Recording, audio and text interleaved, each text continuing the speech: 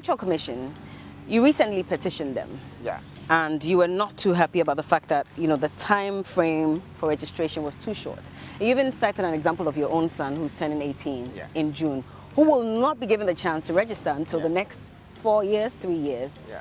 Now, the Electoral Commission has responded, maybe not directly to you, but as of this afternoon, they've announced that they are extending the registration by 2 days. 2 days? Yes.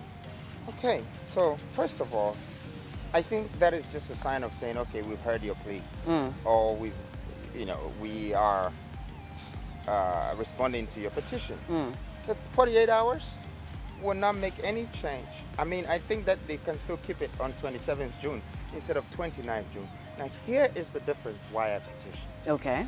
Now, my son is going to be 18 in June. After 27th of May, any young person in Ghana that turns 18 in June does not get the opportunity to register and to be a part of the voting system, which is the democratic governance that controls this country. Anyone that turns 18 in July, anyone that's turned 18 in August, in September, in October, in November, this is literally 6-7 months. Now, my question is, are we going to say that we are going to stop these 18-year-olds from their right to vote and let them wait till they're 22 before they learn something about democracy?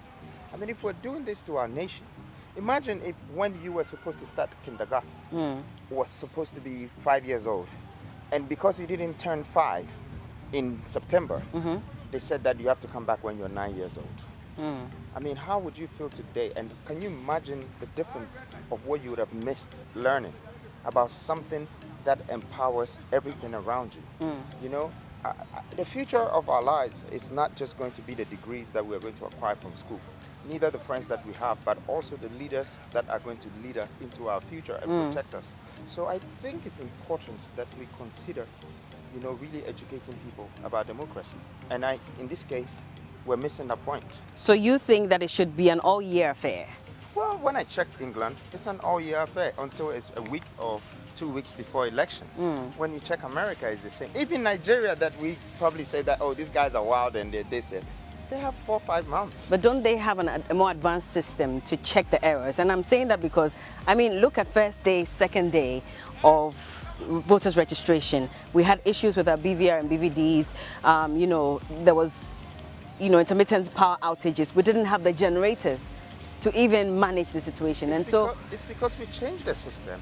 I mean, look, in 2016, we had 26,000 polling centers, and that's where we did the registration.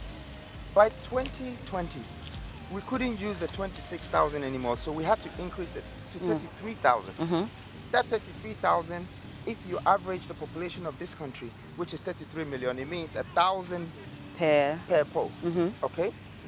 How come by 2024, when there is no COVID, there are no national disasters, there are no issues whatsoever in this country, we will reduce it drastically from 33,000 to 253, because now we're saying that we're doing something for young something voters and this and that and that. Yeah. But these 253 spaces where they have 4 tables to enroll, to register these people for the next 20 days.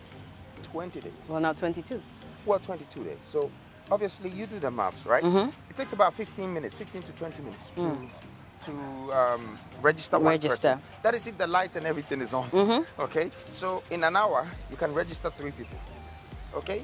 3 people, when you times that 3 people by 8, which is the hours for the day, working day, right? Yeah. Okay, so that is 3 by 8 is 24 people. 24 by 253. Yeah. That is going to be about 6,000 something people a day, or 7,000, really. But if it's times 4, as they say, in one space of the 253, then it's going to be about 40,000 a day, or 30,000 a day. So that gives them the number 630 something thousand that they're talking about. If they're having problems to register 620 something thousand people today, as efficient as we're supposed to be in a country like Ghana, then that means we have a big problem. Because if they were really supposed to open the entire space and decide to register the millions of people that we have, then it's going to be chaotic, because 600 and something thousand is probably 6 to 10% of what we're expecting. Remember what happened, right? In 2020, all the people that registered to vote are the only people that are in the system now. Anyone that had a voting registration card in 2016, 2012, 2018, it does not exist. They have to register again. But guess what?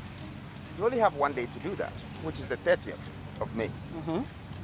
I really think that EC should reconsider, giving the people the room and the flexibility to have this, because it can cause problems for us later. Especially when a lot of people will go to the voting centers and they're going to tell them that you're not on the system. If only 253 spaces is already giving us problems, then by the time 20-something million people are ready to vote, there's going to be more problems. Well,